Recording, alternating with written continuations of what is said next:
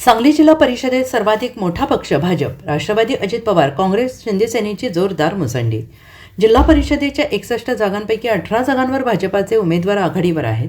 जिल्हा परिषदेतील सर्वाधिक मोठा पक्ष ठरला आहे. तसेच दुसऱ्या क्रमांकावर राष्ट्रवादी अजित पवार पक्ष असून त्यांचे 15 उमेदवार एकत्र आघाडीत आहेत. तर जिल्हा परिषदेत एकही पक्षाला स्पष्ट बहुमत मिळणार नसल्याचं चित्र दिसत आहे.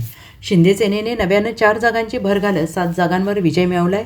काँग्रेसचे 11 उमेदवार विजय झालेले असून कडेगाव जत मिरज तालुक्यात चांगलं यश मिळालंय.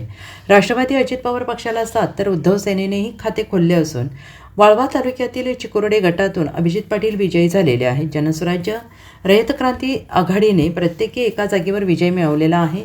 जिल्हा परिषदेची सत्ता स्थापन करताना सर्वच लागणाऱ्या राजकीय पक्षाच्या नेत्यांची कसोटी लागणार आहे.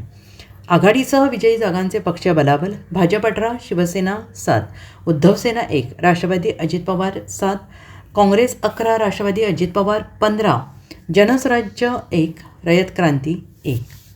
Bureau report, SBN Marathi, Sangli.